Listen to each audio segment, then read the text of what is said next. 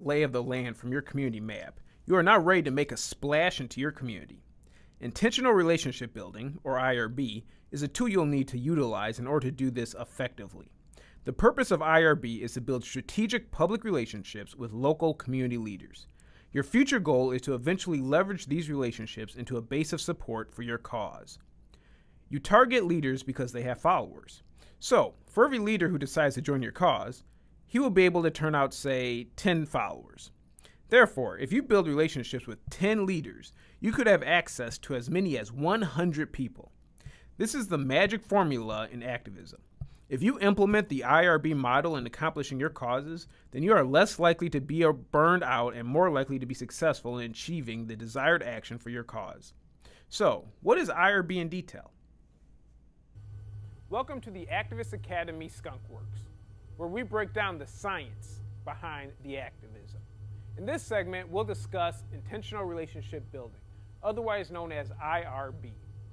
The definition of IRB is intentionally building relationships with key leaders in the community in order to effectively sustain successful grassroots efforts.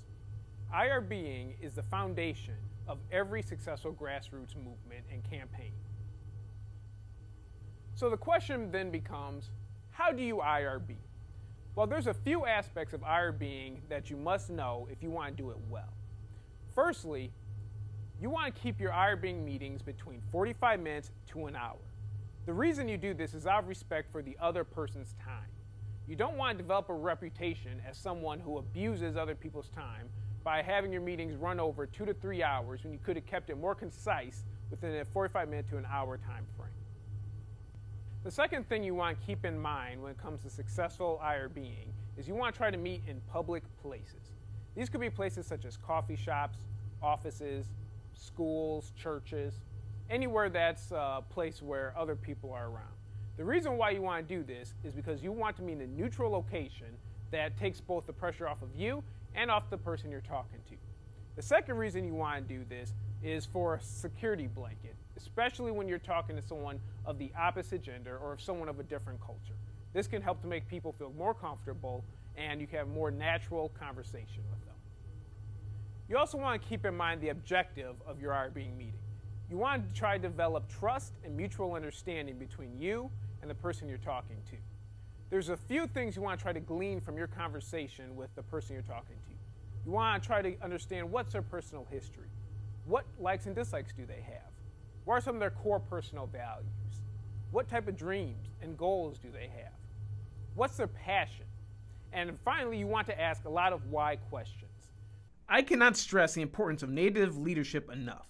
It is absolutely critical that your grassroots support comes from within the community. Outsider-driven efforts rarely succeed, and nobody enjoys having someone else's will imposed on them. Also, local leaders understand the intricacies of activism in their community more so than outsiders do, and this knowledge can be the difference between winning or losing your cause. When identifying leaders, bear in mind that there are two types of leaders within the world of activism: formal leaders and informal leaders. In this segment, we'll discuss the two types of leaders in Native leadership, specifically formal leaders and informal leaders. So in the two types of leaders, there's the formal leaders. Formal leaders are people such as elected officials, business leaders, school principals, church pastors, people of this nature.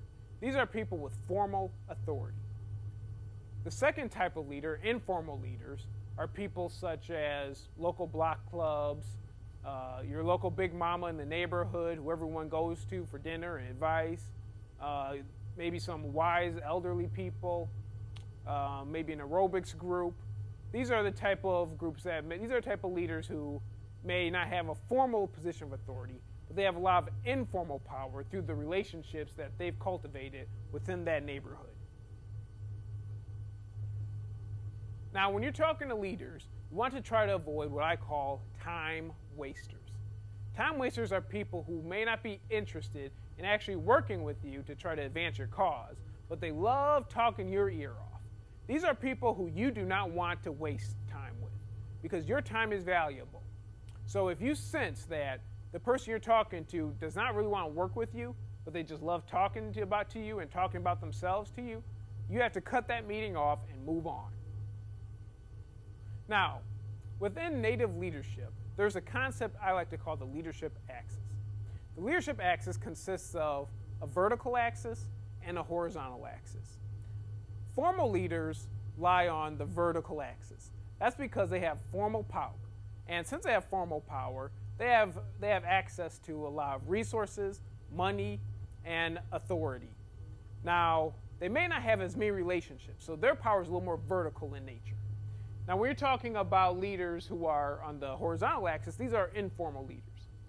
Informal leaders don't have as much formal authority per se, but their power comes from the broad relationships that they've developed over time within that neighborhood. Now, when you're looking at the leadership axis, keep in mind that leaders could fall on different points on the axis, because some may fall in between. Just keep in mind that as you're talking to different leaders, as you're going about building your grassroots leadership capacity, that you want a good, healthy blend of both formal leaders and informal leaders if you're going to be effective.